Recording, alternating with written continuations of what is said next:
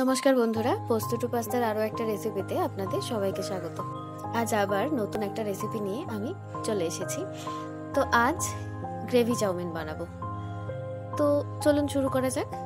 Gravy chowmein বানাতে হলে প্রথমে যেটা করতে হবে, জল গরম হলে তাতে সামান্য নুন দিয়ে নুডলসটাকে সেদ্ধ করে নিতে হবে।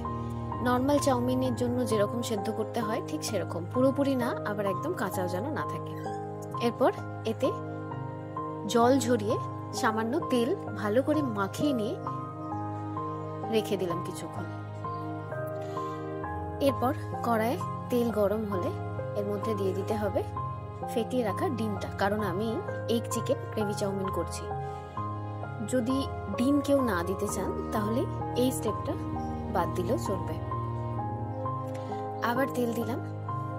এবার আদা আর রসুন কুচি দিয়ে ভালো করে ভেজে নিতে হবে। লাল লাল হয়ে ভাজা হয়ে গেলে এর মধ্যে দিয়ে দিতে হবে পেঁয়াজ। পেঁয়াজটাকেও খানিকক্ষণ ভেজে নিতে হবে। তারপর এর মধ্যে দিয়ে দেব গাজর, বাঁধাকপি, খানিকক্ষণ ভেজে নিতে হবে। সামান্য নুন দিলাম যাতে খুব তাড়াতাড়ি এগুলো সেদ্ধ হয়ে যায়। 10 মিনিট মতো চাপা দিয়ে রাখলাম।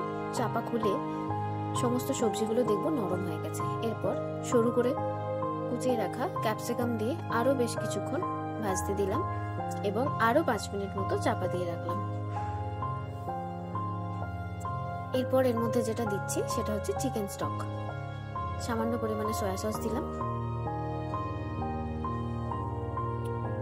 কিছুটা গোলমরিচ গুঁড়ো, আর 1 কাপ জলে 2 চামচ কর্নফ্লাওয়ার গুলে সেটা দিয়ে দিলাম।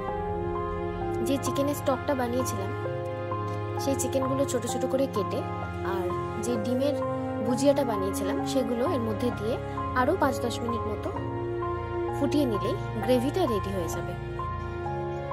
এরপর আর কিছুই না, যে নুডলসটা সেদ্ধ করে রাখা ছিল তার উপর দিয়ে গ্রেভিটা এইভাবে সার্ভ করে দিতে হবে। এটা কিন্তু খুব টেস্টি লাগে খেতে গরম গরম। বাড়িতে বানান, ভালো লাগলে জানাতে ভুলবেন না। আজকের মতো ওকে, বাই।